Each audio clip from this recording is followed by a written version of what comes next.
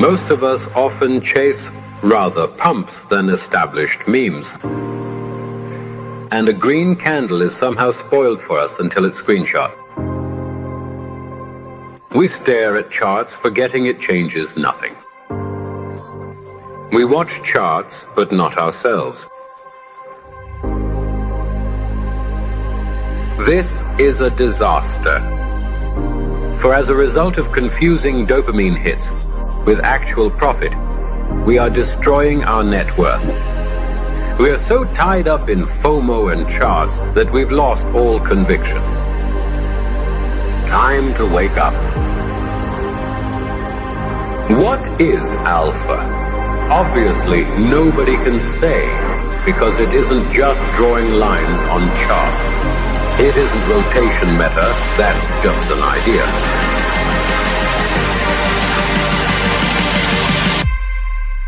Alpha is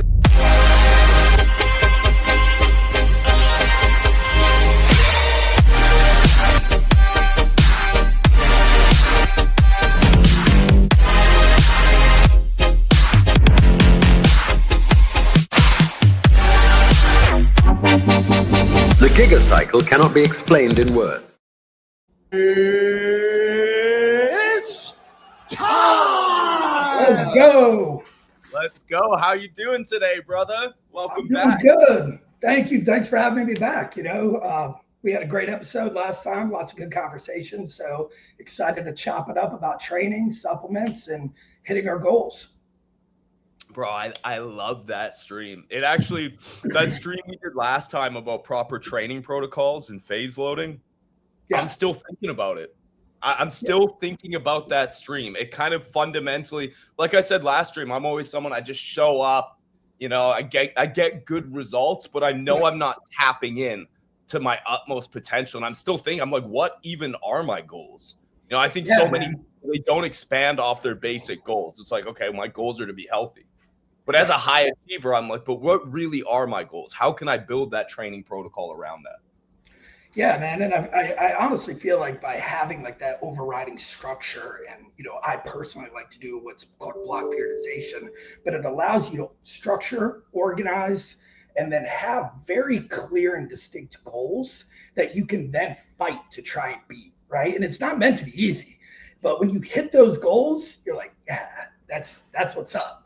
And having clear training where, you're kind of accountable, and it's not just beating the logbook, because, I'm not talking just 1 week to the next. It's what's happening over 20, 25, 30 weeks. And having these built in, testers or challenge weeks allows you to get excited about something and inject some some oomph into your training program, and that's what the structure is all about. So what have you been training this week?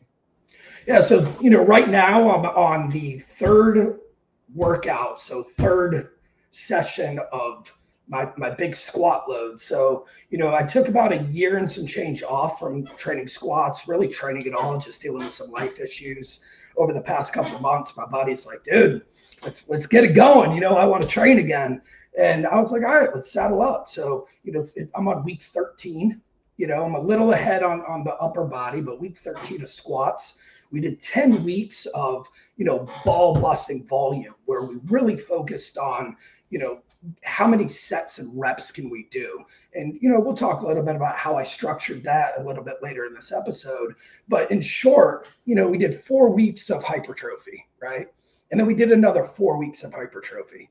And now we've got 6 weeks of strength training. We're on week number 3. And I'm like 85-ish% of as capable as I was before my time off. So I'm pretty pumped. I hit 515s for squats, 4 sets of 1.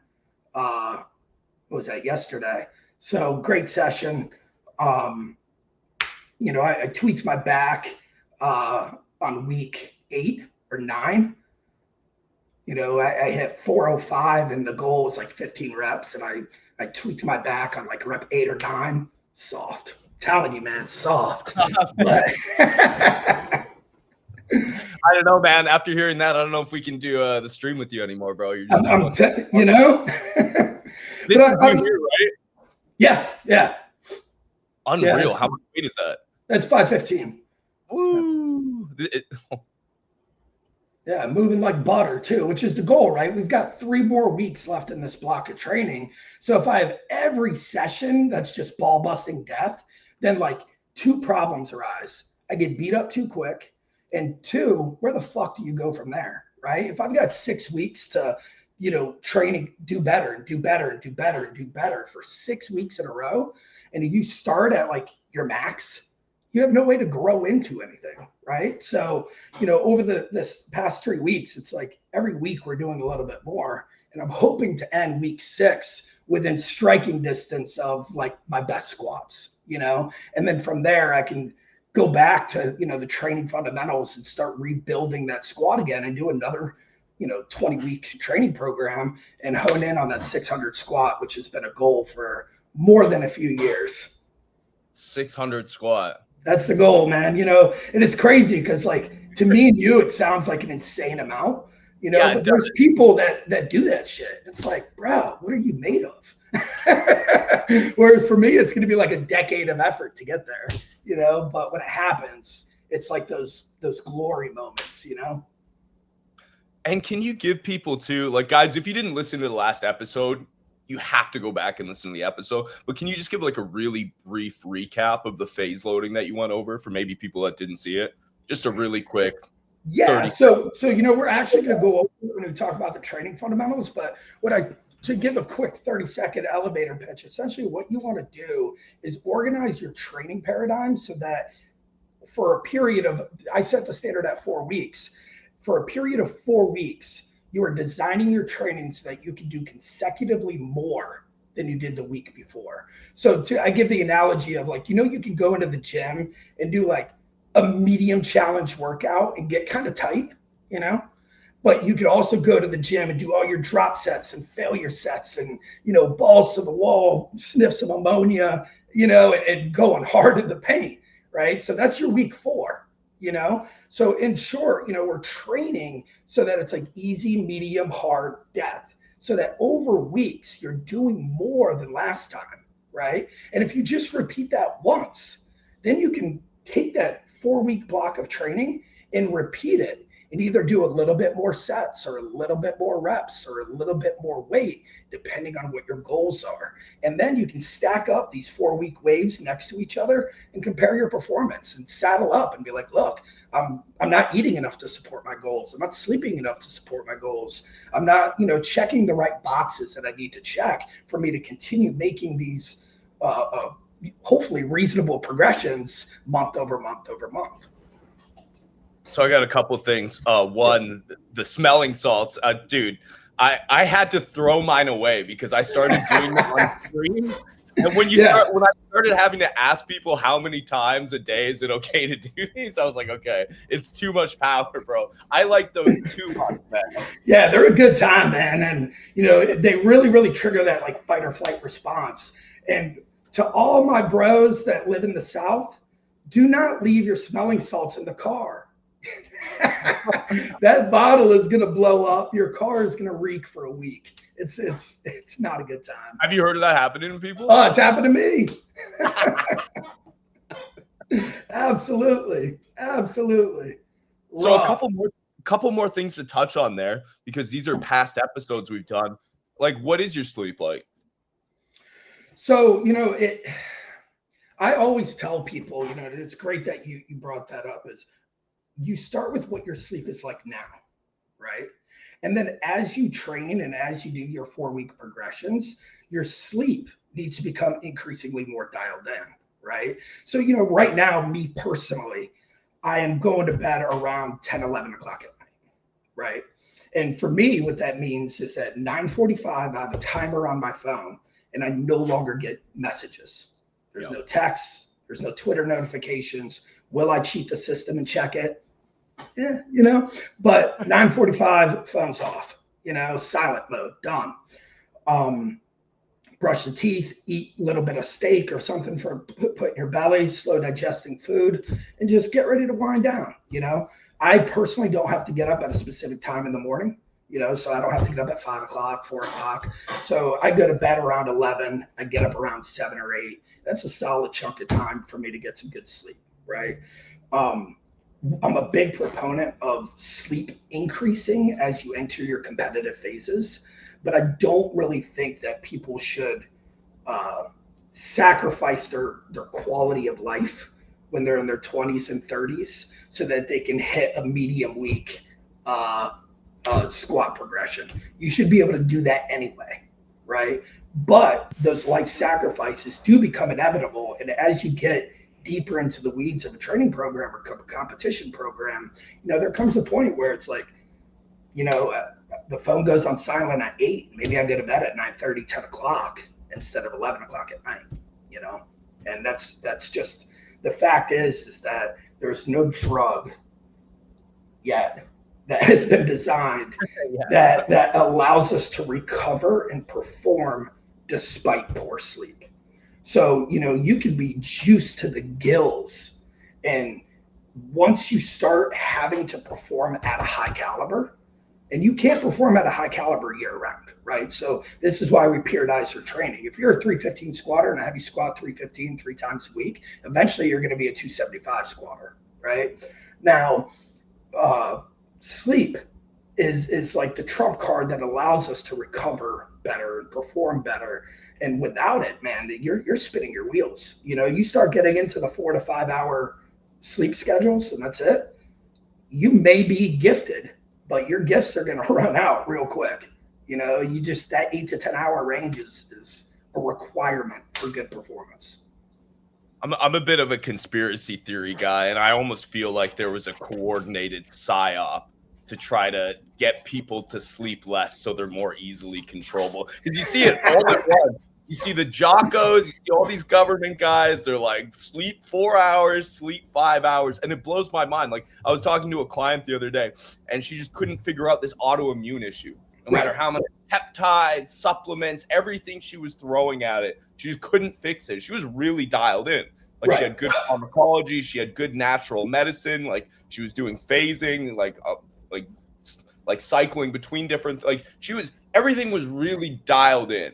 Right. And then you look at her sleep, and I go, and people don't want to hear this. They really don't, especially hustlers, grinders. I go, look, it doesn't matter what you fucking do. You're sleeping 4 hours a night. Yeah. Your body's not going to be able to recover your immune system. It's a fact, and real quick, I want to do a side tangent.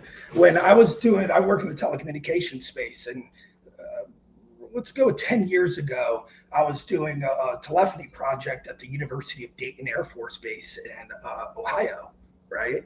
And, at the time I was pretty yoked, and, I start talking to this lab guy, and he was designing a drug that is similar to steroids, except not being an anabolic, but it would allow agents in the field to preserve their physical strength characteristics and mental acuity despite poor nutrition and poor sleep. So you think you get somebody to a certain level of physical preparedness, right? Battle ready. And then you deploy them in the field, and then they're sleeping 3 or 4 hours. They're not eating properly. Their blood sugars gets all messed up over time, and that impacts their endurance, their trigger accuracy, their mental acuity, all sorts of decision making. So even in the military, there's some nerd somewhere developing drugs, to help combat the detrimental effects of lack of sleep. I just wonder the trade-offs or potential side effects of something like that. There's no. Yeah, man, it's serious. And what I try and tell people is, I'm not the health guy, right? Like, when we're talking about training and supplementation and goal attainment, it is at the cost of some health, right? So I never want to have people take that for granted. Like, when we talk about the use of supplementation and the use of periodized programming, the intention here is not to be healthy. It's to be the most savage, competitive version of you, while at least paying some homage to health considerations, right? So what I mean by that is if you know 1,000 milligrams is your red line, you don't start at 1,000 milligrams. You save the 1,000 milligrams for that 3 weeks, right, where you're getting ready to perform at the best. And that way that cost that you're going to have is at a minimum, right? And then you can milk the benefits of all the milligrams that came before that. But I never want to confuse people and say that, when I talk about training, it's a health endeavor. Like I'm the guy where, we're training. If you hurt your pec, motherfucker, you better be able to do an incline, a decline, a single arm dumbbell.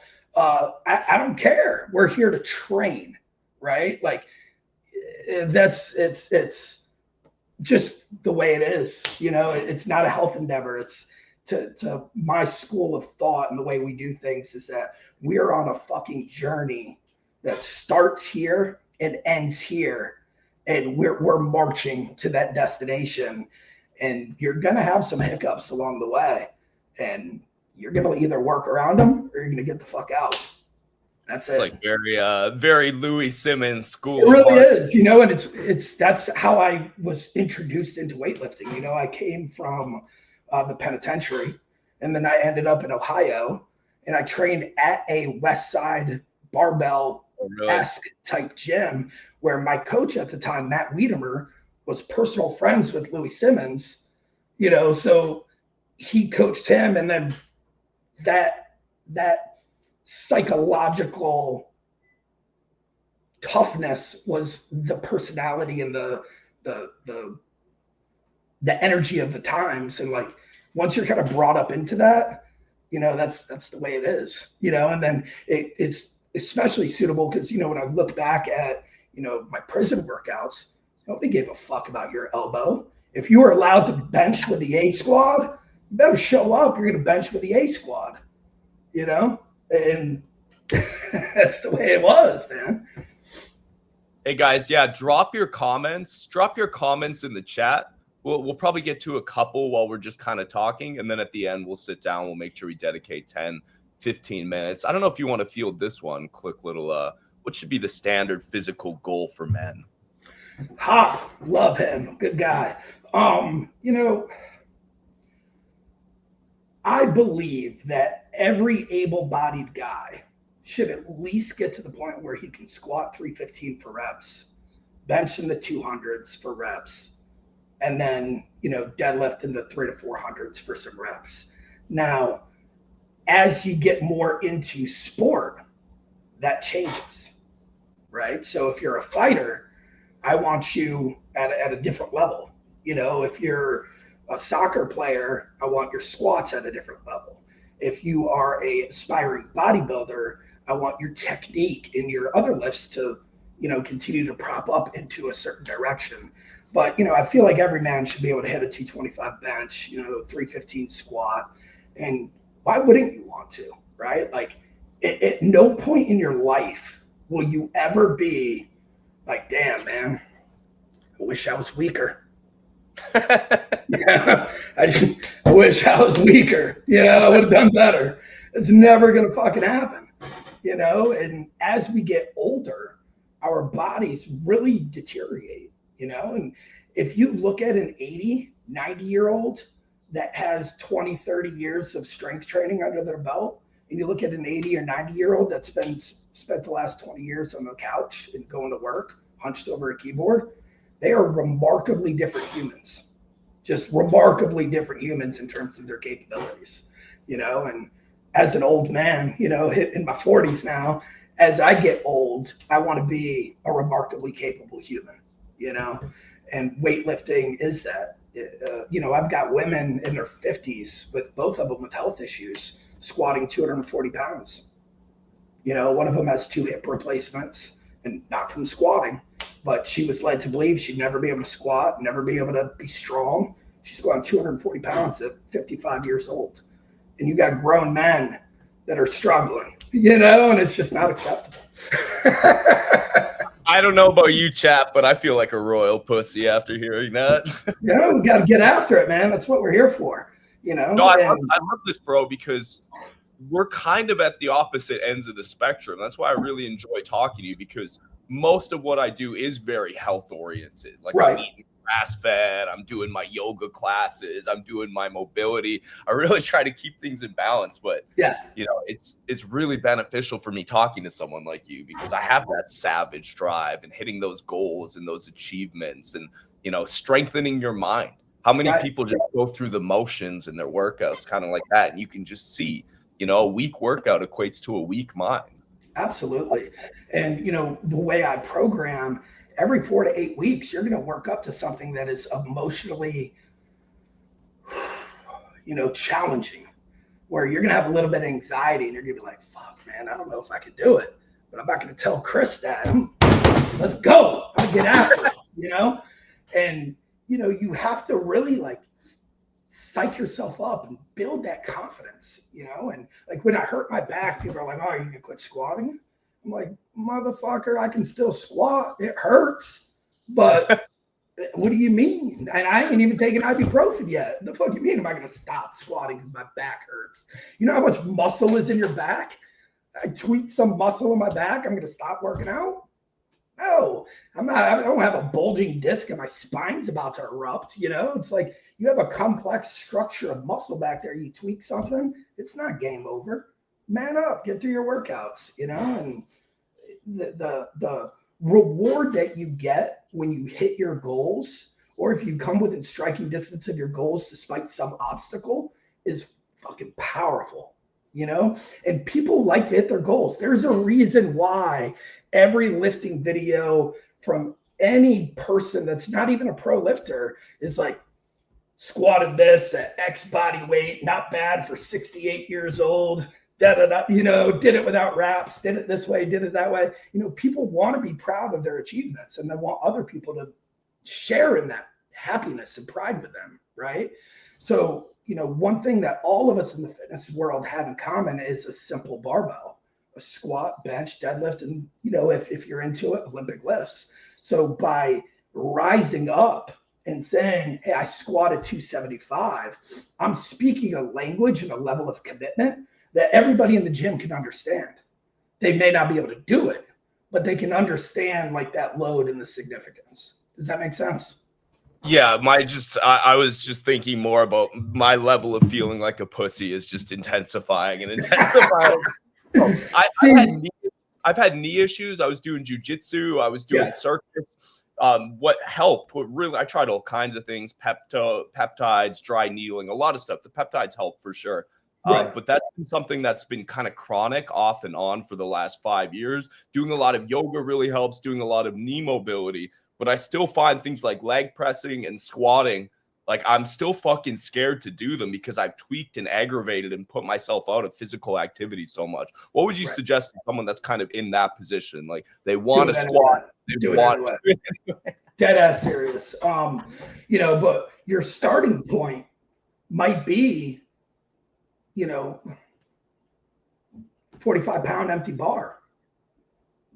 Honest to God, and you might do a 4-week run where you only end at 135, but then your next 4-week run you ended at 225, and then your next 4-week run you're like, all right, are my knees objectively getting worse? No? Fucking lift. Let's go. Are my knees objectively getting worse? Yes. Chiropractor, what do you think? Follow that medical advice. And then, to me, as fucking meathead as that is, that's it. That's the system, man. I'm gonna take a step so far backwards, and that backward step isn't gonna hurt me because I'm still gonna do the stuff I used to do previously. So it's not like I'm gonna start squatting a 45-pound bar and stop doing whatever it is that gave me my current size and architecture, right? Now, I'm going to instead layer in something insanely easy, insanely humble. I don't even want to post it. I don't want people to even see it, you know? And then over weeks, I'm going to do these super incremental baby steps that are going to build my confidence. It's going to build the architecture around my knees. It's going to build all the stabilizing muscles that I have neglected from not doing these movements. And I'm going to incrementally improve that into a 4-week wave. And then I'm going to look at that performance, and I'm going to look at my knees, and I'm going to evaluate, like, am I a worse off human being right now? Like, am I really, or am I worse off that 200 milligrams ibuprofen can't solve? And then I'm going to do another 4-week wave. And then I'm going to do another 4-week wave. And then I'm going to have, 15 weeks, because I like to do a deload week in between some of those. So now we've got 15 weeks. And now I can say, okay, I started at a barbell. I ended 4-week wave 1 at a plate. The next 4-week wave, feeling fucking froggy, ended at 225, right? The next 4-week wave, I'm going to pivot my goals a little bit because I'm kind of tired of this rep range. And we'll talk more about that when we go over training fundamentals. But now it's like, okay, I'm going to lower my reps. I'm going to increase the load. But it's all going to be something that's like smooth as melted butter on pancakes. And one of the things that I try to stress to people is if you execute a movement well and with intention, and it's a complex barbell movement, you don't need to go super heavy all the time. Like if you look at my training videos and you go back to this Wednesday, I squatted 515. The Wednesday before that, I squatted 495. The Wednesday before that, 405. The Wednesday before that, 365. And all the Wednesdays for the last 12 weeks before that were all between 315 and 385. And then only for a sliver of time do I get a little cocky and brolic and really pump up the intensity, right? But I know, given my health factors, and we call this a time to peak, that I can only run on that course for a certain time period before the wheels start to fall off. Right? I'm at the fucking pit stop every lane, like, oh, my back, my knee, my this, my that. So I can only get like 4 or 5 quality training weeks in super, super heavy. So I don't need to do that all the time, right? So, my advice to a lot of fit guys and, is get rid of this concept that you need to start heavy or even go heavy. And we'll talk about this in my training fundamentals, but like, you have all this base of athleticism that you have. So it's super easy to get under the barbell and be like 245, 275, my knees hurt and I'm going to cut it high a little bit, and then you become your own worst enemy because you're putting yourself under loads that you don't have enough week over week training adaptions have built up for those loads to be good for you. It's like the super jacked bodybuilder that goes to the gym and he's like, I'm gonna squat today. He loads up 500 pounds. He hasn't squatted in 60 fucking weeks. And then he tears his quad. It's like, bro, the last time you squatted was like 3 years ago or a year ago. What are you thinking? So it's really all about just starting super humble and then building up this ramp. And that's something I feel like a lot of people neglect, is having a runway of success. Like you talk about yoga and think about some of the complex poses that are in there. And imagine just trying to start there, right? You have to back up and build a foundation, right? And then test the sturdiness of that foundation. And that's those challenge weeks, right? But first you build the base. You get that massive foundation. And when you're coming back from injuries and doubt, an empty barbell is a perfectly acceptable starting point because you're still going to do everything else that you do. You're not going to hurt yourself at a very small load, and you might have some unique aches and pains because you haven't done something and now you are. So you got to differentiate between that and am I getting worse? I just realized something talking to you, and it's a total ego thing on my part. I have all these hot girls, just amazing ass. I'm in Bali right here. It's beautiful. And stuff I can do where it's like, it's impressive in the gym, like whether that's like ring muscle ups or like press handstands, right? Yeah. And I just realized talking to him, it's like, oh, you need that beginner mindset. You need to humble yourself a bit. And you need to be okay with just doing the barbell. Absolutely. And it's hard to do, so, having, some like witty, quirky line when someone asks you what's up, like when I was working on my rehab for my bicep tears, I was in there doing like 5-pound dumbbells and someone's like, oh, I know you didn't grow the arms doing that. And I was like, it's my Instagram filters, bro. just talking shit, but have like some lines, or, just say I'm rehabbing my back or this or that. But worst case, it could be a conversation starter with some cutie, and then you guys are chopping it up over how embarrassing it is to squat 45 pounds. Blew my knees out saving a school bus full of children. Hey, this is a good segue since you were just kind of talking about this. How often do you try to go for a PR? Rare. We have different types of PRs depending on what type of training block that we're in. So I try and tell people we have 3 main blocks, and they can be applied to bodybuilding and powerlifting. But you got to tweak the language a little bit more with bodybuilding. You have a hypertrophy block, you have a strength block, you have your peak and your taper, right? Peak and taper, I just kind of combined into one. Now, in your hypertrophy blocks, you have PRs. My best squat, and I failed my PR attempt for my last hypertrophy block, but I blame my back. My best squats for 405 in a hypertrophy block is 16 reps or 15 reps, right? And in my most recent training block, I only got, I think it was 9 or 10, right? Now, that does not necessarily indicate that my strength block is going to be doom and gloom. So you have to have some mental toughness there. But objectively speaking, remember, we can string all these blocks together over years. If I go from someone, and I've got videos on YouTube showing this progression, if I go from someone that can hit 405 for 5 to someone that can hit 405 for 8 to someone that can get 15, and my lifetime goal is going to be to hit 20, then I have become a bigger, more capable human, period. Now, that statement is not true if in the process of going from 405 to 5 to 405 to 15, I started squatting higher than a giraffe pussy, like fucking just analogy. A knee bend, but if you're doing a good quality movement that I preach, we standardize our movements, especially barbell movements. We standardize performance to a degree, and there could be some margin of error in there, right? But when you standardize that and you go from over, you're going to repeat a hypertrophy block 3 to 4 times a year, depending on what your year looks like, you might get 405 in that time period for 8 and then grow it to 12.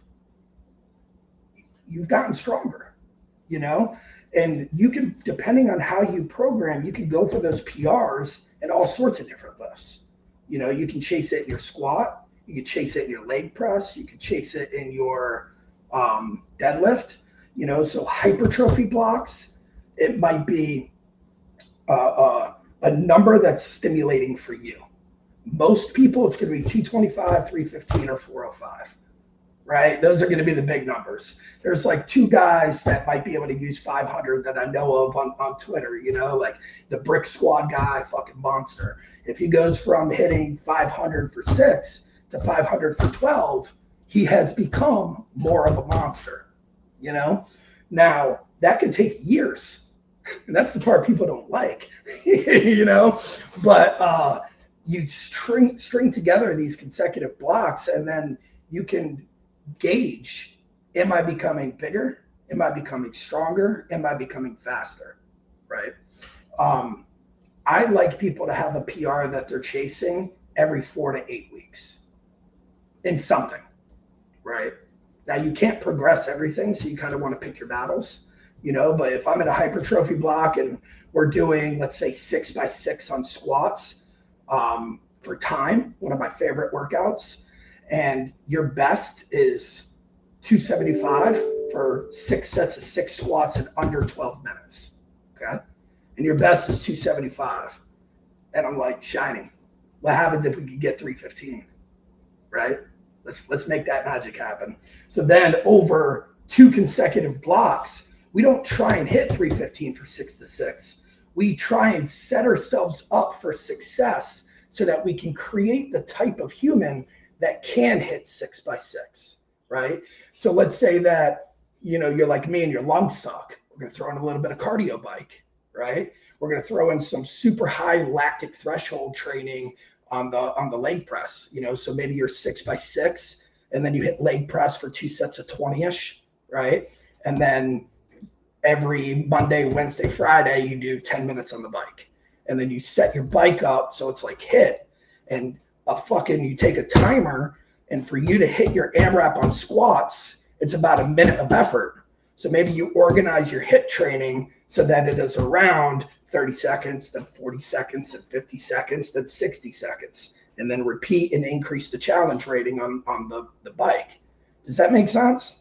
Yep. Right? So over these weeks, you're saying, how can I create the type of person that can hit 6x6 at 315? You've never been able to do it before. So we're going to spend a 4-week wave, and then we're going to flirt with it and hit like 295. Build that confidence. All right, now we're going to do another wave.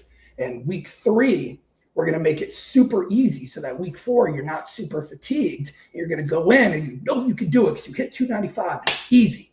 And you did it in 10 minutes, and you have 12 minutes of total time. So week 6, you go in and you Hulk smash it. You know what I mean?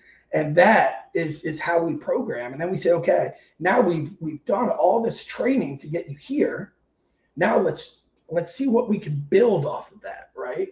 And it's a consecutive level of building. Let me actually share my screen, and I'll kind of go over some of. I love your passion and enthusiasm, man. It's so good. Like, to see you light up, bro. I love this stuff, man. I know you do. It's like I can feel the energy. It's really nice. All right, let me know if we got the screen share going. Let's see, add stage. There you go. All right. So, essentially what we've been talking about here is training fundamentals. We're talking about how do we go for PRs? How do we, align ourselves so that we can get that dopamine hit of goal attainment, right? So for me, we've got 3 main things that we're doing. We're aligning our goals, our supplementation, and our nutrition, right? Now, you have 3 main levers that we can toggle, right? How much drugs can we take? How much training can we tolerate? And how much nutrition can we take in? Okay. Now, anybody who's ever gymmed or taken supplements or eaten food knows that there's thresholds to how much you can tolerate and how much you can still get results from. So you have like a minimum effective dose, and then you have a maximum dose, right? So with drugs, your minimum effective dose might be your TRT from your doctor, right? And 200 milligrams of caffeine. But from prior experience that at around 1,000 milligrams, you start getting lethargy throughout the day. Your sleep gets impacted. Your appetite starts getting hit. So you can't eat enough food to support your training. So we have a minimum effective dose, and then we have an idea of what the max is that we can really tolerate, right? So now we start to plot that on a graph. Same with our training and same with our nutrition. We have a starting point and we have an ending point. With our training, we have a time to peak, right? And we're going to refine that week to week when we do our 4-week training sessions. But essentially, it's like, how much is the minimum workout I can do? And then if I were to do more, for how many weeks in a row can I do that where I'm like peaked out and there is no better performance, right? Like I could do, for example, let's say squats, and we're trying to stay within the 8 rep range. It might be like 245, 275, 295, 315. And then 315, you might get 6, you might get 8, you might get 9 if you're lucky, right? But it's like you're building into this peak, right? But you can't start at 315 because your tendonitis acts up, your injuries and your back start to go bad, your hips start to hurt after you squat 315 for 3 weeks in a row. So you can't start at that red line. Same with nutrition. How many calories are you eating now on average on a daily basis? What are your peak calories before you're like, bro, I don't want to even fucking look at food. I don't want McDonald's. I don't want ice cream. Like, ugh, right? That might be around 4,000 calories for you. We obviously can't start there, right? And it's important to know, like, when do you start feeling gross? When do you get that loss of appetite? So now we've identified our starting points and we want to identify our destination, right? So we start here and our destination might be 25 weeks away. It might be 3 years away. It might be an Olympic quadrennial and you got 4 years to train for it. So the blocks kind of become different, right? Now, what we're doing essentially is starting with our starting point today. We're identifying our destination and the time it'll take to get there. Let's say it's 25 weeks. From there, we can work backwards to our starting point and kind of log out a bird's eye view of how we can push our calories over 20 weeks. How can we push our ancillary supplementation over 20 weeks? How can we push our training towards this goal, right, over 20 weeks? Okay. And remember, if you start at your red line, you've got nowhere to go. Okay. So now you're developing, and I'll get to a breaking point for questions. You're developing a long-term plan of escalations, right? So you're starting at, let's say, 3,000 calories, and then you're bumping it to 3,500 calories. Then you're bumping it to 4,000 calories. Then you're bumping it to 4,300. You know, this is, of course, assuming you can gain weight. You're gaining weight into this conversation is towards a peak performance. So a competitive endeavor where your performance is imperative. If you are putting yourself in an environment where you have adequate calories, you ensure that you can recover at your best. You can build muscle more efficiently. Your supplements are more effective at what they're doing as well. And it really sets you up for success on your goal of either hitting more weight for reps, hitting a 1 rep max, or a bodybuilding show. The difference is that at that red line before the destination, that's when you would start cutting calories. And your peak for a bodybuilding show would look a little bit different, where you start seeing calories going down instead of up. Does that make sense? Yep. Great. And then we're doing the same with our supplementation. You know, we've got, in my picture here, we've got 2 green dots, which represent 2 hypertrophy-oriented training phases. In those phases, you know, for the thought process here, you would just be around your TRT doctor-prescribed dosages, maybe a little sprinkling in of extra, right? Your calories would be... I'm sorry? What's your like standard like TRT cruising dosage? Great question. So right now, I am taking, and I'm misbehaving because I'm in my last couple of weeks of a strength block, but I'm taking 150 milligrams of test, 200 milligrams of Masteron, and 100 milligrams of Tren. That's it. If I wasn't taking the Tren, my testosterone would be at 300 milligrams. Okay. You know, but because I'm taking the Tren, I really don't need that much more substance to achieve my goals, right? I shouldn't even be taking the Tren, but here we are. What do you find the benefits are of like lowering your test and taking the Tren instead? Like, what do you get from that? What are the pros of that? What are the cons? Yeah, so I don't even look at it like that. I look at it like we have specific drugs that do specific things in specific environments. Okay. So testosterone is like a hammer. It does everything. Okay. Now, what I want, because I'm gross and out of shape and a little fat right now because of my prolonged absence, I want a little bit of the nutrition partitioning effects of the Tren. I want some of that psychological edge and just fucking, I don't give a fuck attitude, which is going to help me power through my back pain and back issues that I'm experiencing. And that's also a very strong androgen, which complements my strength block well, and is going to help boost up my numbers. So I get the psychological impact, I get the nutrition partitioning impact, and I get the androgen modulation for neurological benefits. I'm not getting anything magical out of another 100 milligrams of test. I look at the testosterone as, does my dick work? Like, that's all I need you for, you know? And then I have other tools that do other things, you know, and we're going to talk more about that in a minute. But right now, you know, we're at that 500 milligram range, right? Now, and so can I just pause you for a second again? So is that something you would cruise on like most of the year?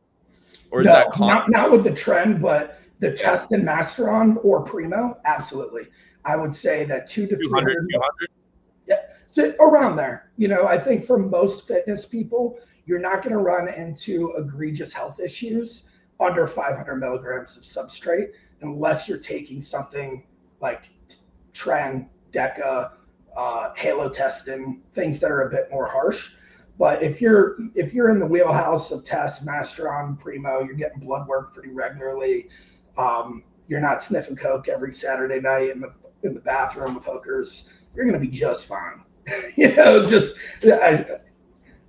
and of course, you know, there's a bell curve to this stuff, man. There's some people, much like alcohol, and they shouldn't do it, you know. And there's people out there that when they have alcohol, they're a dangerous person, right? And their health falls apart.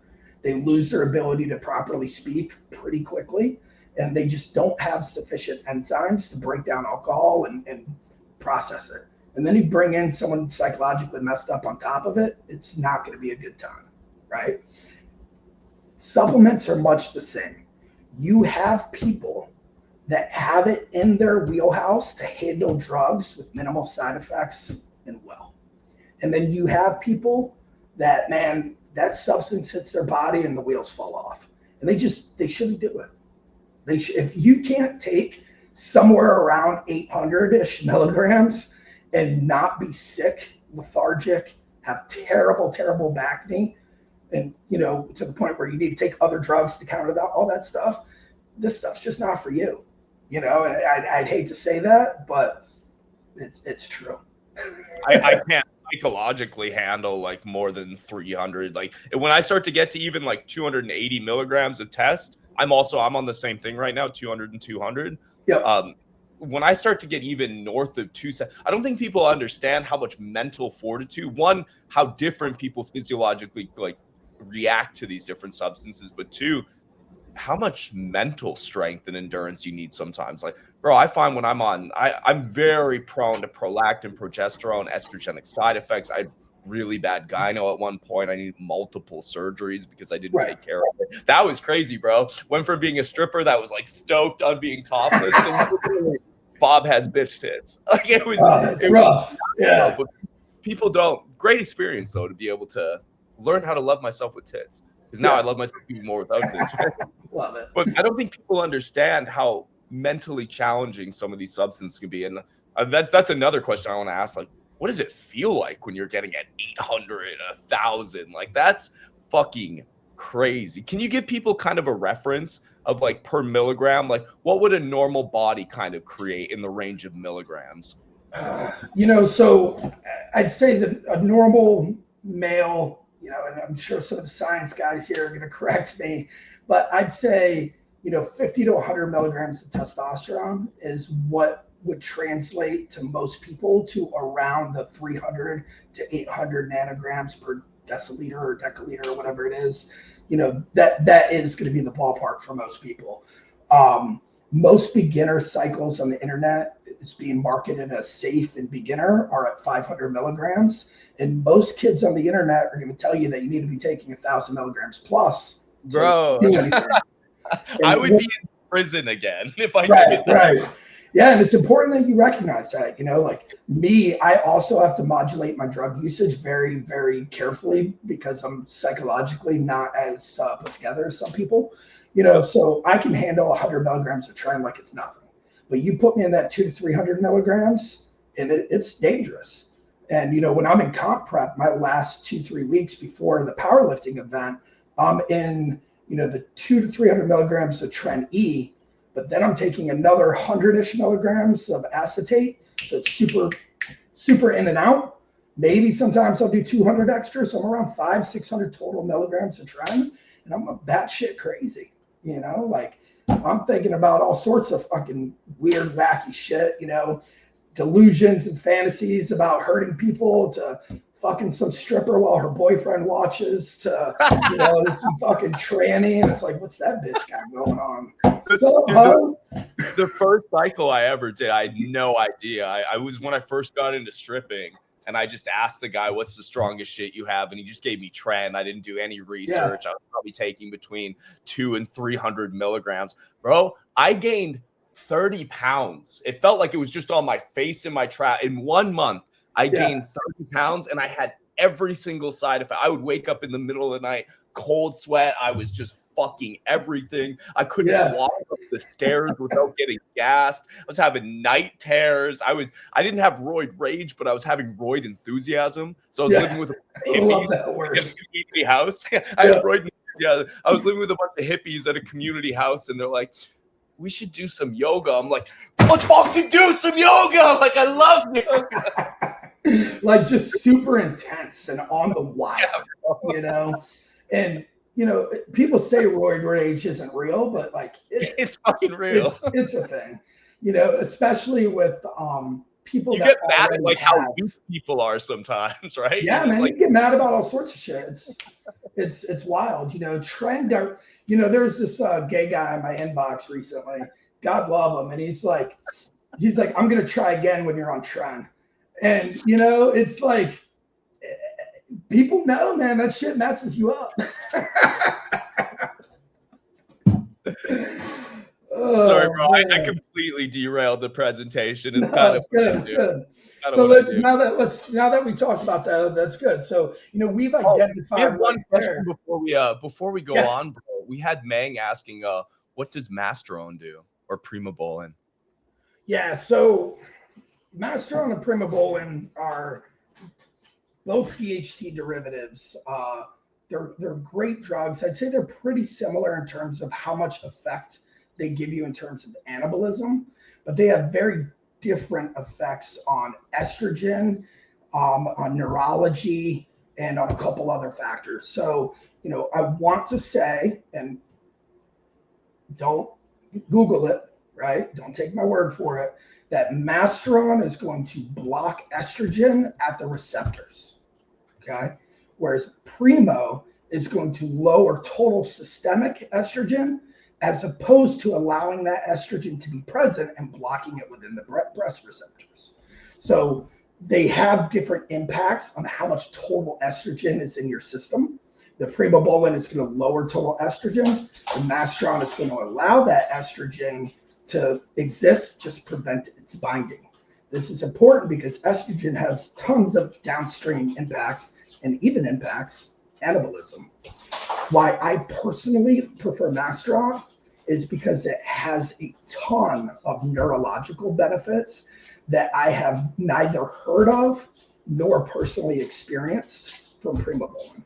So when we talk about neurological benefits, specifically drugs, they can bind to the androgen receptors in your nervous system, right?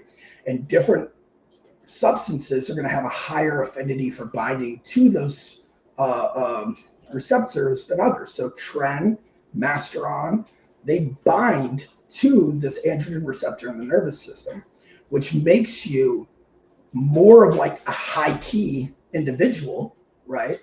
But also when it comes to weightlifting, your nervous system, especially with the way I train and coach, has a huge impact in your performance. So by being able to modulate your nervous system, you're impacting how much force production can occur when you're lifting weights, which impacts how much weight you can lift. That in turn can also impact how effective your hypertrophy workouts are. Because of a substance you're taking, you can go from 315 for 10 to 12 or 13. You've enabled more mechanical work to occur from that muscular system. The affinity to the nervous system also impacts motor learning and neurological or motor recruitment. So you get better at executing movement patterns, and you can do it at faster velocities, utilizing more muscles. Masteron to me is the GOAT, right? Also makes you harder on hair though. Yeah, that's what I was gonna say. Yeah. Primo's a little softer on the hair, right? I believe it has almost no effect on the hair, but we'd have to double check that. Yeah, that's actually why I ended up going on Primo. One was for the hair, but two, because I'm so prone to prolactin, progesterone, estrogenic sides that even TRT, even higher TRT doses can result in, you know, puffy nipples, feeling. I struggle with it. Wanting to listen to Dion, you know, like. Yeah. Yeah. But real quick, you know, as a quick aside, you know, going back to my diagram here, and then I'll keep it going. Yeah, yeah. You know, when you identify your red lines, then you know that's too much, right? And the whole point with what we're outlining here is that your green block turns into your yellow block, which turns into your red block or circle, right? Now, notice all three things that are happening here, right? I want you to picture these green dots, right, as both of them together, let's say, takes up 15 weeks. During that 15 weeks, you might have gone from 2,500 calories to 3,000 calories, then from 200 milligrams to 300 milligrams, right? And from 135 for 10 to 135 for 17, right? So in this 15-week window, our drugs went up, our nutrition went up, our training demands went up. We played 3 cards, and all 3 cards were aces because we provided the body exactly what it needs for those progressions to fluidly go and transmute into action. I did 4 weeks. Each week became harder. I provided the body with more nutrition. I provided the body with more substrate. I provided the body with an overriding stimulus to grow for 4 weeks, then the next 4 weeks, then the next 4 weeks. It's a system, okay? Now, when we're talking about designing a block, I try to tell people, man, you got to start humble. Each block comes with 4 weeks of doing more work, right? So you can't start at your red line any more than you can start your supplements at your red line, right? And I always tell people, man, what is psychologically stimulating for you?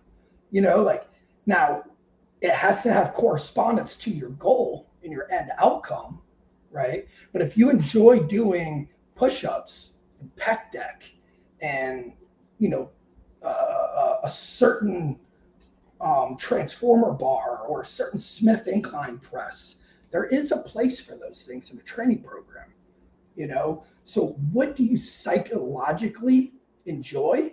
And we're going to make sure that those type of movements are present and just performed in a way that is suitable for the block of training that we're in. And I don't care about optimal. We're not chasing optimum. We're chasing gameness. We're chasing that, like, that raw excitement. Like, some nerd could be like, 6x6 is not gonna work, bro. The latest studies, reps in reserve. And fuck that. Like, do 3 sets of 6 and then be like, all right, that was so hard. I'm running out of time. I got 2 more sets to do. All right, now I got 1 more set to do.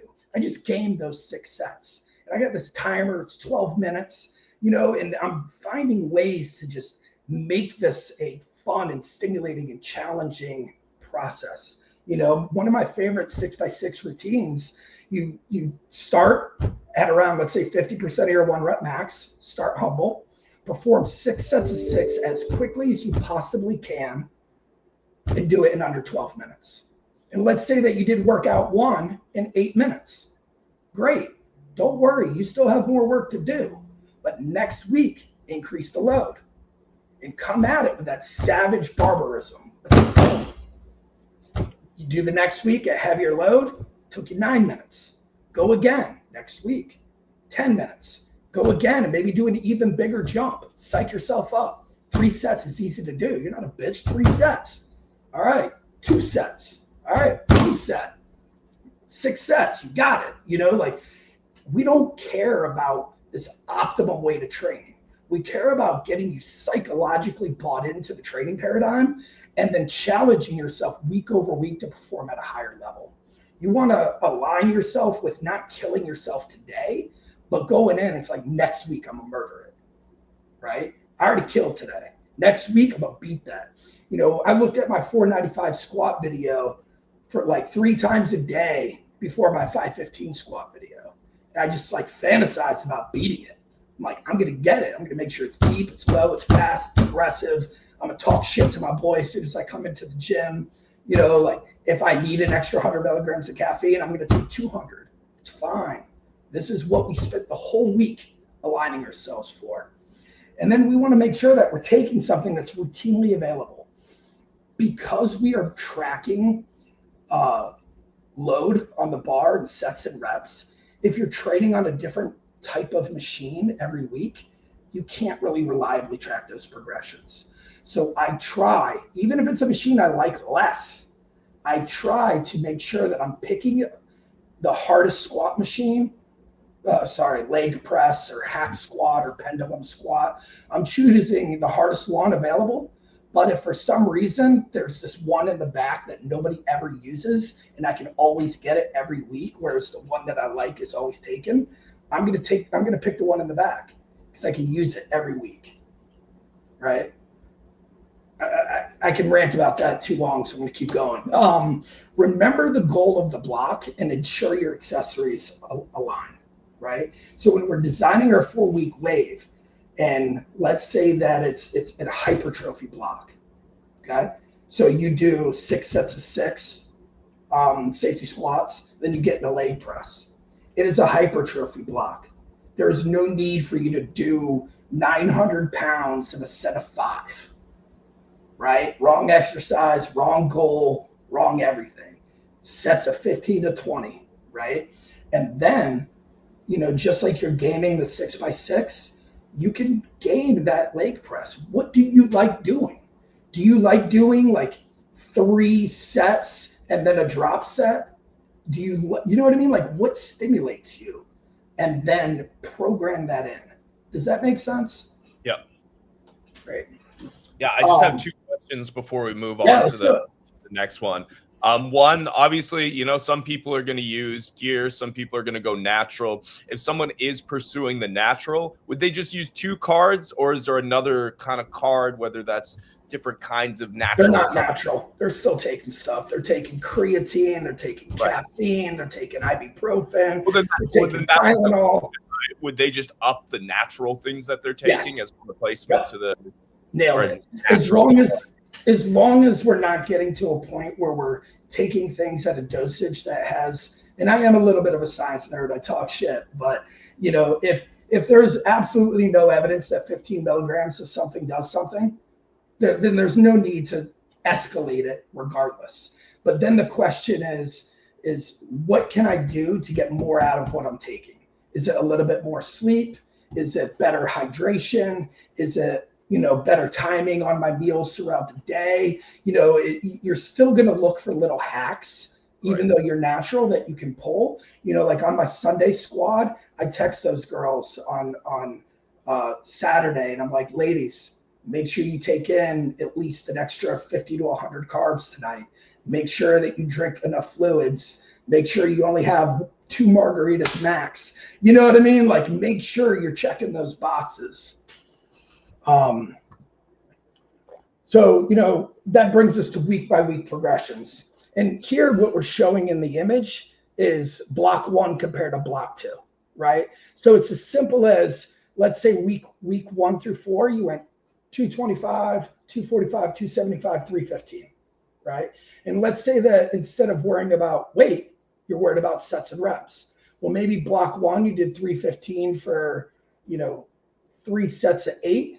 On block 2, you did 4 sets of 9 or 3 sets of 10. You know what I mean? You're just doing more. So this kind of visually shows you, you know, 1 block of training, we do a 4-week wave, easy, medium, hard, death. The next block of training, now we have data. All we have to do is a little bit more, an extra set, an extra rep. And I like doing those challenge weeks. Like, you know, can I hit 25 reps in the leg press with 6 plates. I've done 20. Can I do 25?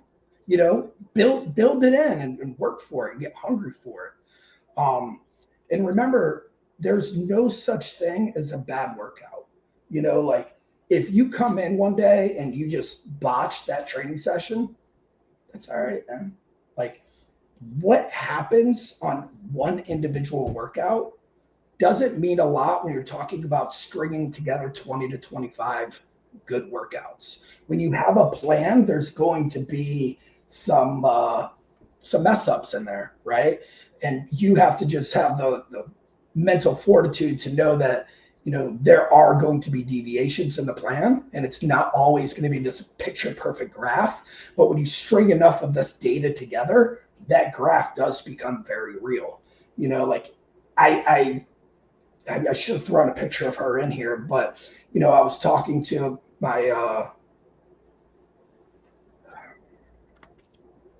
I don't know, my wifey boo boo bear, you know, I don't know what she is, but we're figuring it out. You know, and I train her, but I pull up a phone, scroll back 2 years, and I'm like, look at how pathetic this squat was. Now look at you, fucking monster, right? So it's stringing together over years. So it's not one workout. It's not one 4-week wave. It's having the structure there so that you can continue to progress and map out these, okay?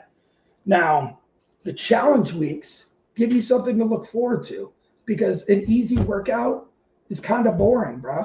Now, on the easy days for me to get like my fill, you know, I might do bicep curls and cable things to failure and stuff like that. But you're not getting, when I say like, you know, if you look at my picture there, it's a workout might be bench, chest adduction, and push-ups. Push-ups, just go hard in the paint. Picture a way that you like doing things and go hard, right? Or it's you're not going to derail a program's structure by doing because you went to failure on a tricep push down or because you did an extra 100 reps of push-ups. You know what I mean? Like not everything needs to be mapped and tracked. You did your push-ups and you did them in a way that corresponds to the block of training on that goal, right? Any questions about challenge weeks? Anyone in the chat?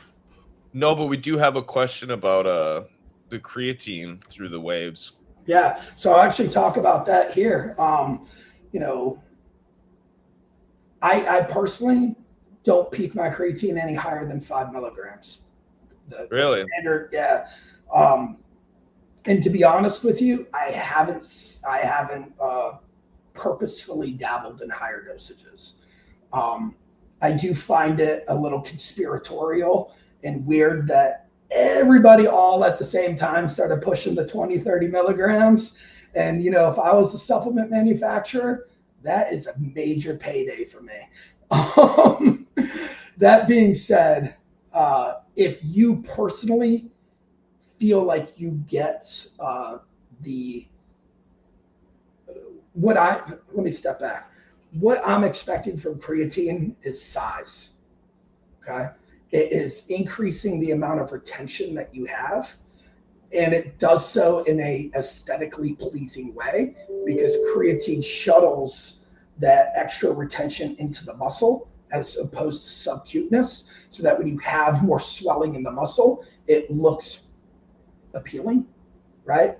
Now, I would say take your creatine and continue to bump it up until you notice, is it intracellular water retention where it's like below the skin and you kind of have like that moon face start to go. If you poke your shins, you get a little culvert and a divot, you know, and then it fills back up. So that is where, you know, I would draw the line and say, okay, my creatine needs to come down. And I don't even believe that creatine is a strong enough drug to create those effects. But again, I've never experimented with 20 milligrams of creatine. But that is what you're manipulating with creatine is retention, right? You're increasing the amount of retention in the muscle tissue, gives you extra strength endurance, gives you a little extra strength, and it has hypertrophic benefits over time because you're able to perform more total work. So yeah, dose it till the wheels fall off and then document how it feels. What I like to do in my easy, medium, hard death days, and I'll show this visually in my competition prep, but I like to cheat my last 2 weeks of every block with an Anavar booster. So I'll layer in. Oh, Anavar, bro. Yeah, me too, man. So I'll layer in my easy session. I don't need anything. And I've got what's happening with my test and anything else I'm taking. And then, so it's easy, medium. Now I'm getting in my groove. And then I'll introduce a little bit of Anavar for my 2 peak weeks of that block, right?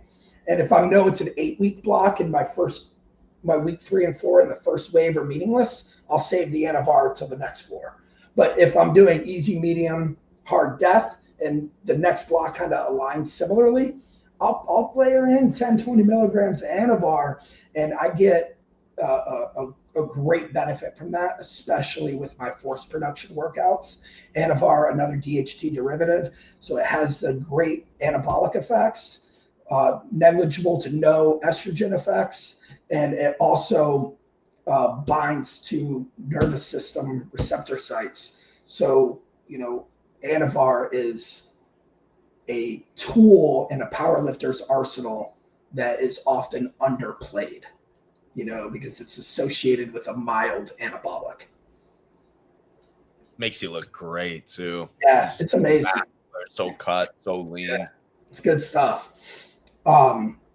So, that's a little cheat that you could throw in there, is throw in those peptides or anabolics that give you a little extra psychological edge, a little extra force production edge, or a little bit of extra just general fullness, feeling, muscularly full from retention. Those are ways to enhance yourself in the last 2 weeks. So I'll have my natties, I'm going to say, like, go out for ramen, go out for pho, go out for sushi. I'm before that Saturday workout, wherever the hard challenge session lies, go out and fill yourself out. You're not showing up on Saturday to do a photo shoot. I want you full. Like I was mentioning, I'll have the girls, hey, make sure you take in extra 100 carbs, get it in. The easy weeks, always remember it's enough stimulus to feel it. Whereas the challenge week is, I have a high percentage chance of failing. Like, my best 315 is 16. I want 20. Let's go to war. I may not get it, right?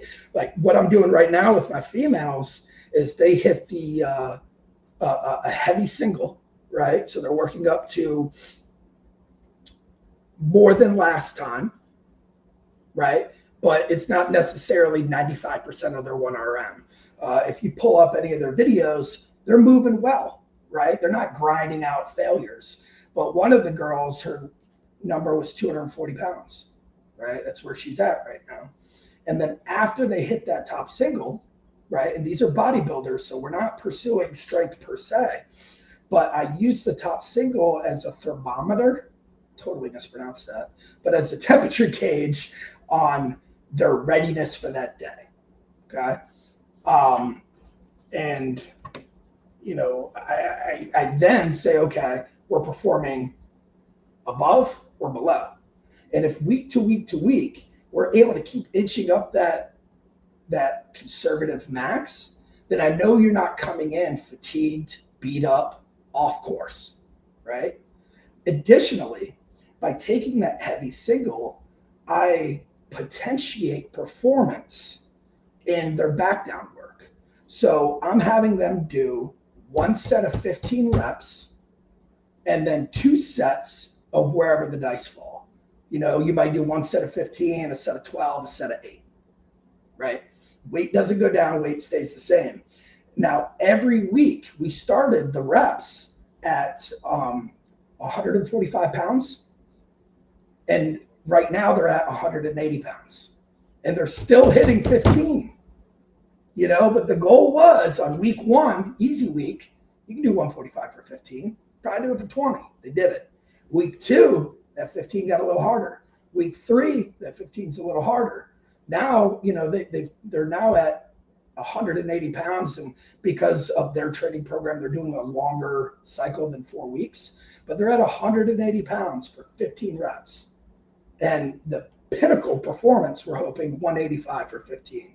Why? Because 185 film's cool, man. You want to see 185 on the bar, and they can't do 225 for 15. So, 185 for 15 is going to be a dope Instagram video, nice sense of accomplishment, and it supports their goals. It's a win-win-win. Challenge week, 185 for 15, right? Now, that's filling into what I was saying of choosing a progression model that gives you excitement, right? Like you work up to a heavy single, and then week to week, you're going to fight to maintain 15 reps, and you're going to add 5 to 10 pounds a week after, right? That's fun.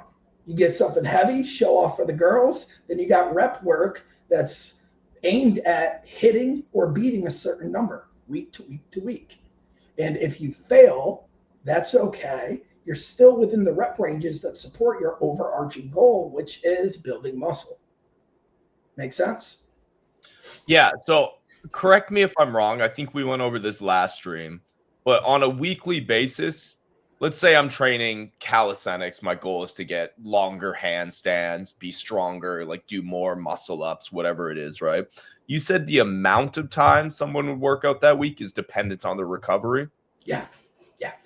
So Typically, one person might have 3 sessions a week, another person might have 2 sessions a week. Exactly. And it's going to be a mixture of what can you recover from, right? And then what do you enjoy doing?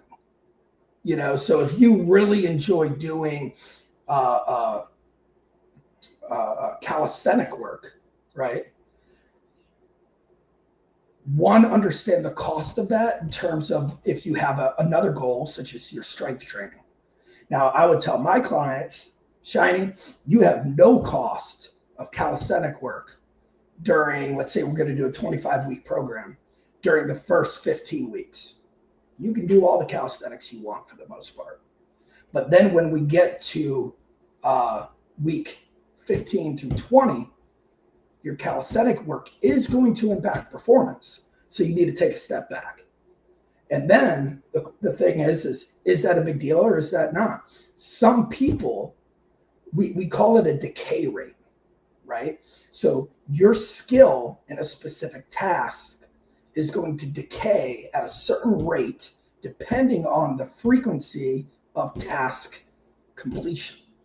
So if I do handstands and I get great at them, and then I stop doing them during my strength block completely, everybody is going to have a decay rate in their ability of handstands. And then when they go back to doing handstands, they're either going to be able to do them or not do them, right? So if you're into that sort of thing, during your strength phase, I would tell you, we move those other movements into a maintenance phase. So you might go from doing 3 to 5 times a week calisthenic work to 1 to 2 times a week. Gotcha. Yeah. We can't do all things and we can't serve multiple masters. So as we become super specialized and want to explore a certain outcome, we have to sacrifice other activities, but we don't want to sacrifice them at a rate that has an extremely high decay rate because we don't want to rebuild that process, right? So I tell people, like, in your strength blocks and your peaking and tapering blocks before competition, you're going to do those movements at a minimum effective dose. Like, what is the smallest amount you can do them and maintain your skill level? Cool. Oh, yeah. All right. So, here I got about 20 minutes. Cool. That'll perfectly line up. Great. I got 2 slides left. So, we talked about challenge weeks and week-to-week progressions and designing a block. And I really want to tell people that, what you need in a 25-week program changes, right? Like, you on week 1 is not the same human as week 10 and is not the same human as week 15. And the goals of some of those blocks, like weeks 1 through 15 might be hypertrophy. Weeks 15 through 20 are mostly going to be strength. You have different goals. So what you are utilizing can change, right? So, always start with who you are and say, okay, what do I need? Do I need more fullness? Do I need more psychology? Do I need more neurological drive? Do I need more muscle mass? Do I need more red blood cells to help with endurance? Like, what do I need? And then what tools are in our toolbox that are going to allow me to manipulate that lever the best, right? So, this one we might have to zoom in a little bit.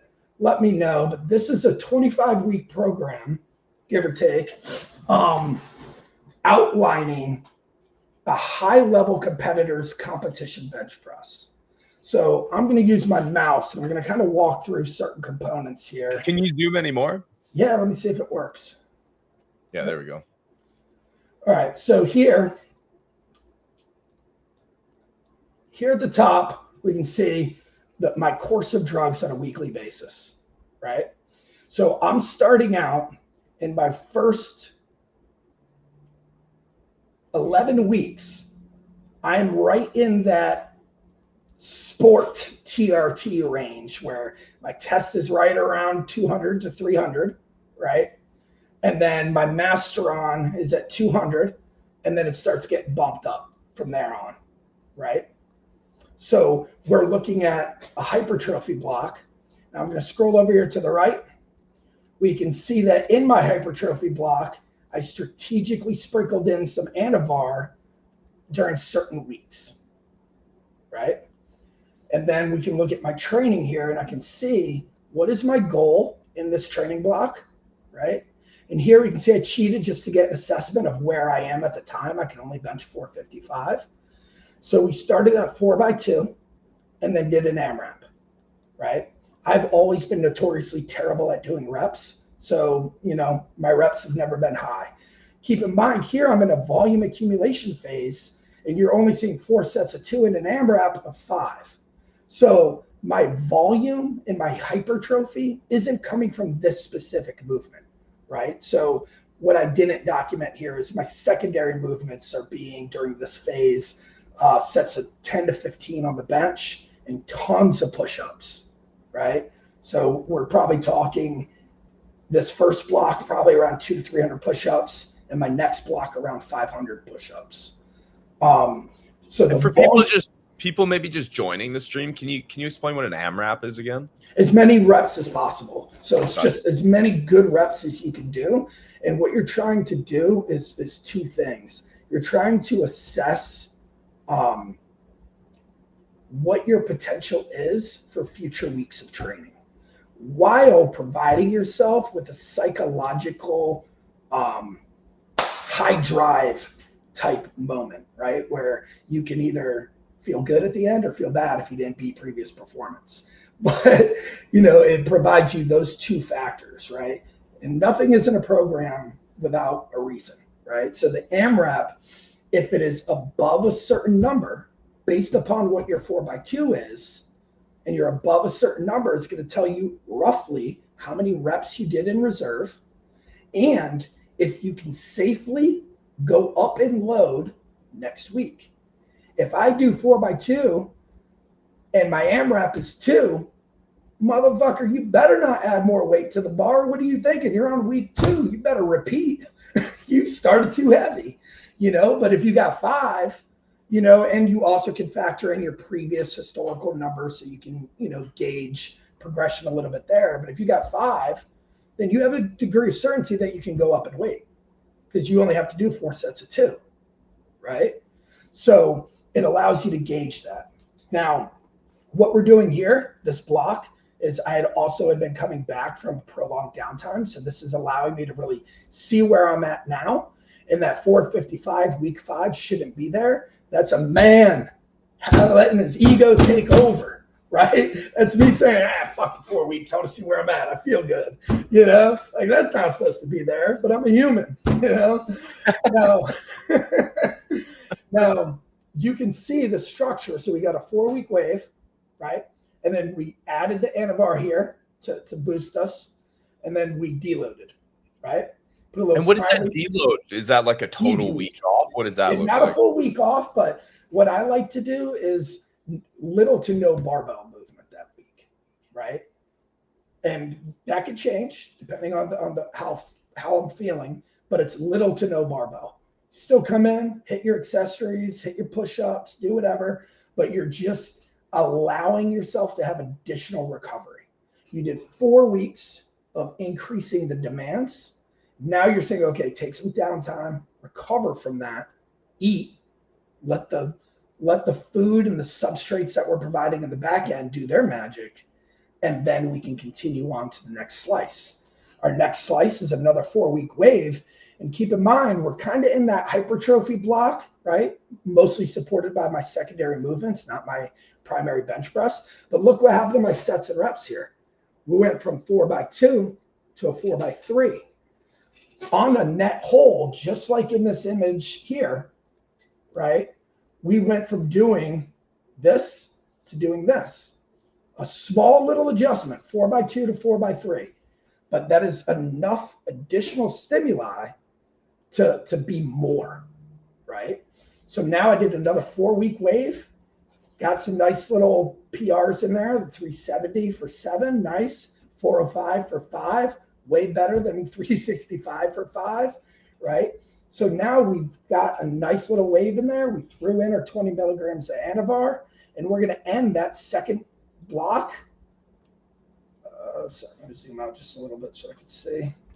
We're going to end that second wave starting at week 11 with a deload, and we're still just on 300 milligrams of test, 200 milligrams of masteron.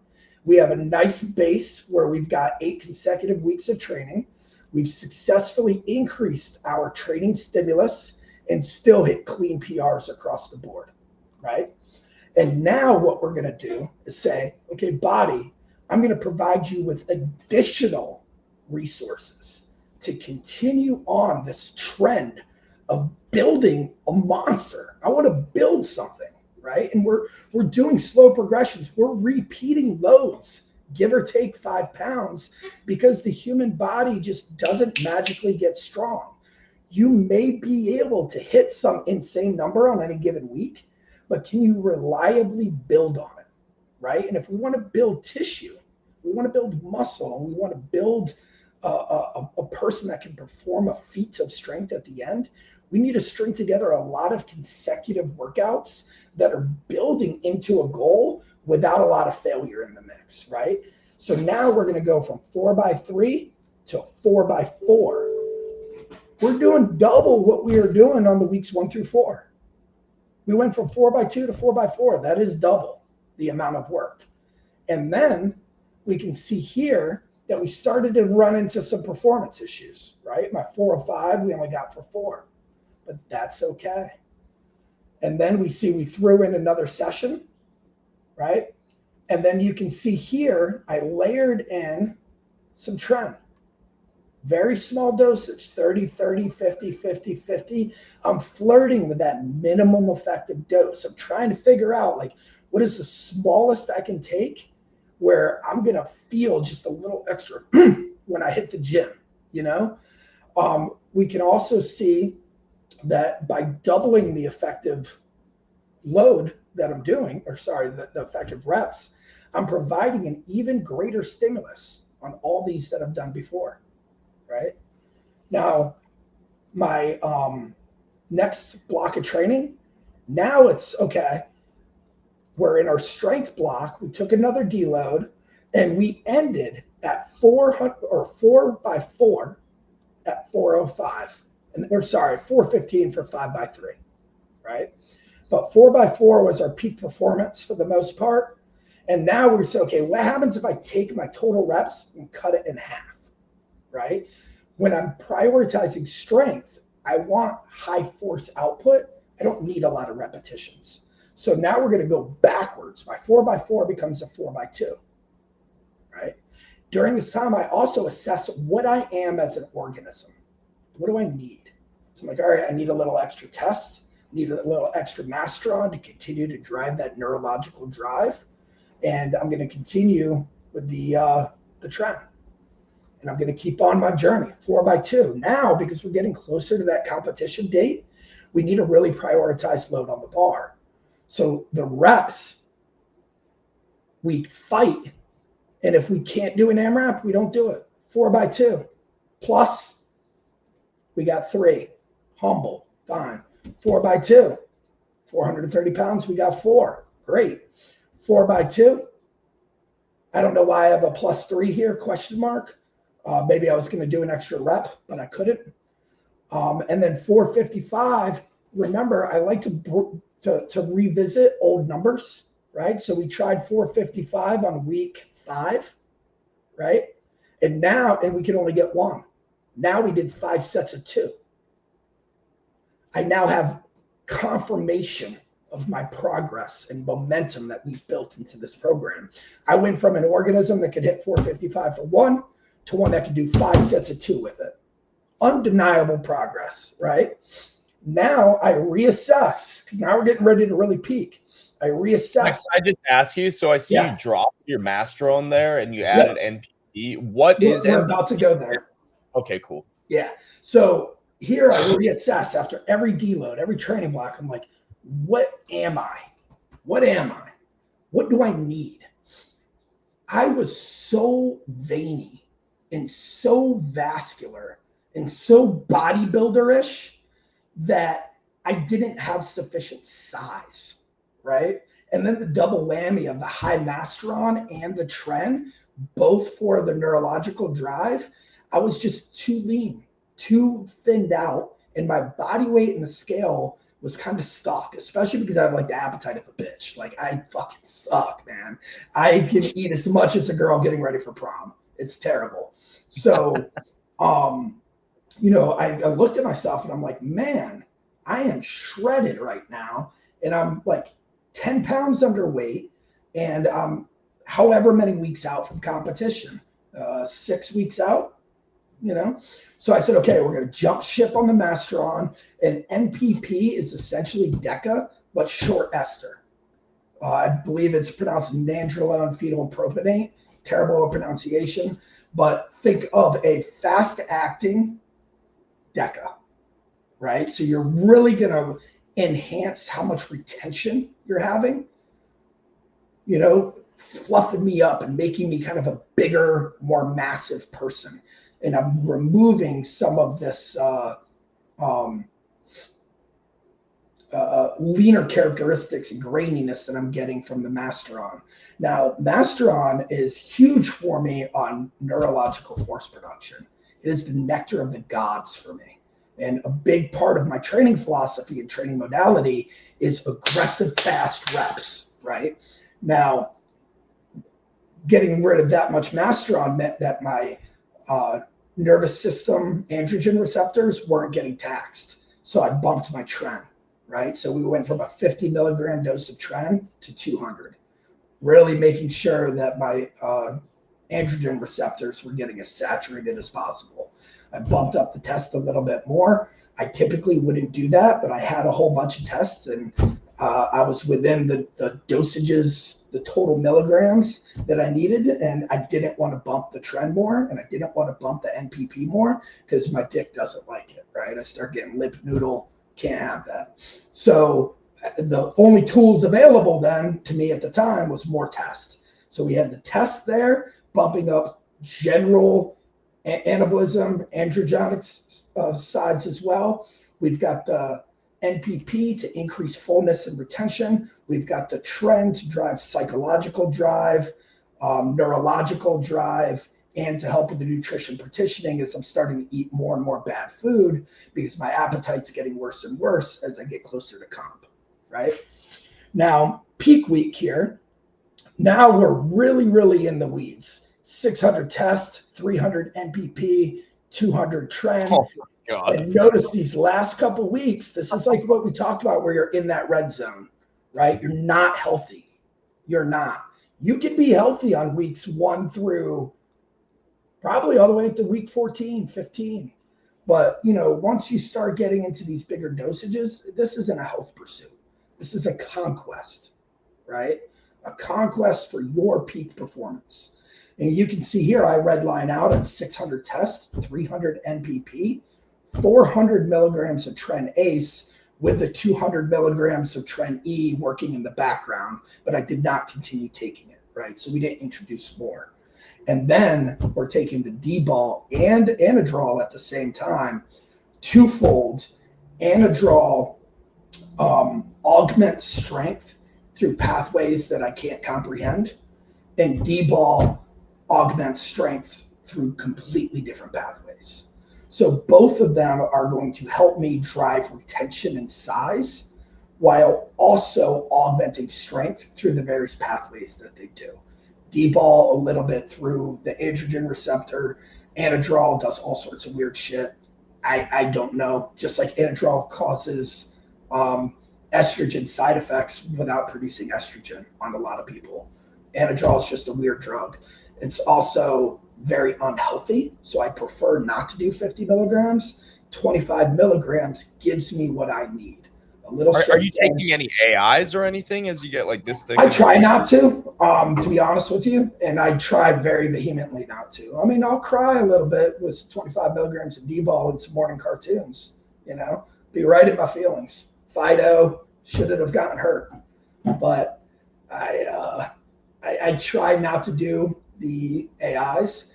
When I do, I want to say I'm between either exemestane or Arimidex, and I'll take one of those two. This entire cycle that you're seeing here, not one AI was utilized. That's wild, bro. Like I would have giant bitch too. I would be going nuts, man. Yeah. Oh yeah. Oh yeah. Like normally my testosterone would only be at about 300, but we bumped it a lot here. But you know what I really want people to take away from this is look at that, just like in my pictures. You know, the shit is real. Look at this picture, right? These escalations. And look at this picture. What do we have going? A damn near linear escalation in anabolics. A near linear escalation in training volume and then in training intensity. And subsequently in the background, not documented here, is increasing my body weight. You start a competitive season 10 to 15 pounds underweight in my school, right? And then you gain weight going into that performance. You're not cutting weight. You're not losing weight. You're not doing water cuts. You are not the best in the world. You are trying to be the best you that you can be. And to do that, you cannot cut weight. Questions, and then we'll wrap it up. I'm just blown away. That was really cool, man. I've never seen a bodybuilder break everything down like that. Like that was really interesting. And think about it like this. You have 25 weeks that we went over, right? You can repeat that 25 weeks and just vary certain data points as you change and evolve as a human. And you have a blueprint for success. You have 10 weeks of building more muscle. You have 5 weeks of strength. 5 weeks of strength is not going to cause you to lose any muscle, I promise. 10 weeks of building muscle, maybe you're emotionally tired of doing 15 to 20 reps. 5 weeks of strength, you can recharge that battery and experiment with some other rep ranges and some heavier iron and tonnages, you know, and then when you're done with that, you're resensitized to volume. So when you go back to doing push-ups and all these other things, you grow like a sponge, you know, you're ready for it. I think this is something a lot of people, you know, fail to consider. And instead they worry so much about minutia. Like, should it be 3 sets of 8 or 4 sets of 8? And I'm over here like, man, start at 2 sets of 8 and then work your way up to 5 sets of 8. and then add weight to the bar every single week until you can't do 8 anymore. You know, it's like boneheadedly simple, but effective. Here we got a question here. Where do we start if we're interested in introducing anabolics? Broad question as far as where do we start? Are we starting in terms I would say that, you know, odds are that if you take anabolics, you're not going to stop. Okay. That being said, make sure that you're in a financially stable position, right? If you're not, spending $300 to $500 on supplements, not cool. Once you have the finances done, it's psychologically, are you in a position, you know, to do this? 2024, I took 1.5 years off. I had just lost all my money. I lost $250,000 in unrealized and over $40,000 in actual. I went through some relationship issues. I had a shoulder impingement injury. I was not psychologically the type of human that needed to take a bunch of drugs. Yeah, I just was not, I wasn't there, you know, 1.5 years later now, and I am there, right? I'm back training, I'm back in my groove, but, you know, financially, you need to be in a certain place in your relationship, in your quest of being a good husband, a good father. You need to make sure that that stuff is really dialed in. And then as far as your experience, I would say that you need to be able to do a squat, a bench, and a deadlift in a way that is replicable, right? So if I say, give me a bench, you should be able to do the same bench without it looking different. I feel like I'm phrasing that poorly. In yoga, you have poses, right? And you can achieve those poses with a certain level of efficiency. Agreed? Yep. Okay. Now, if you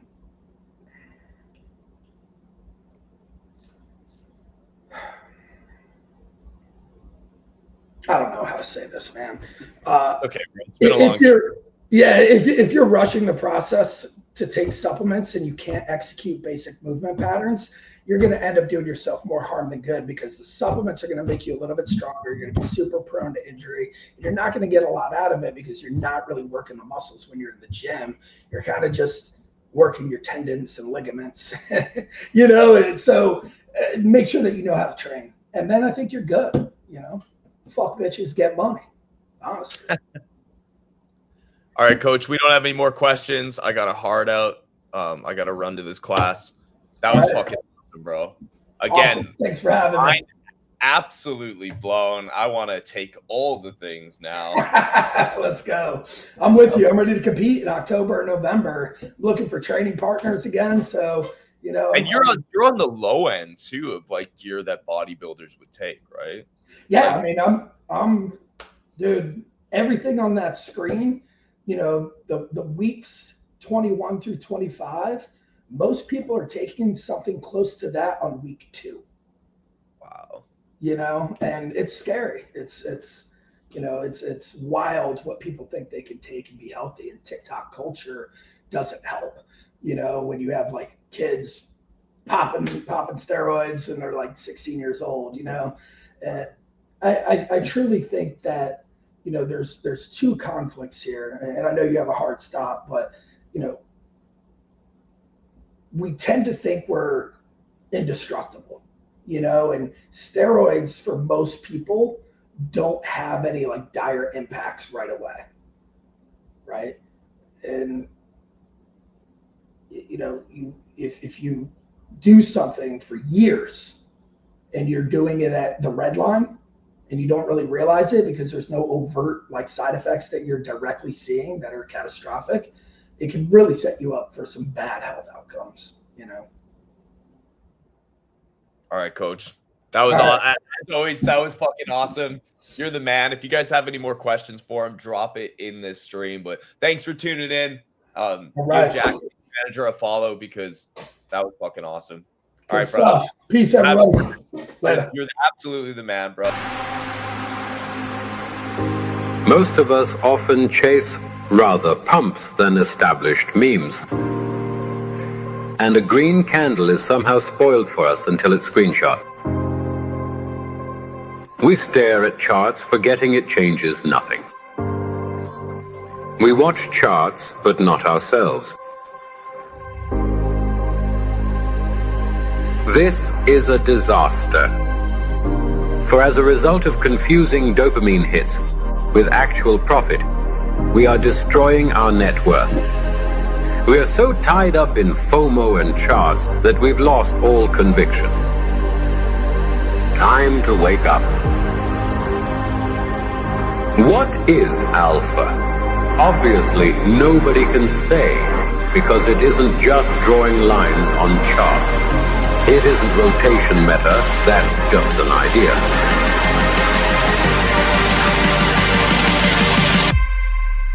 Alpha is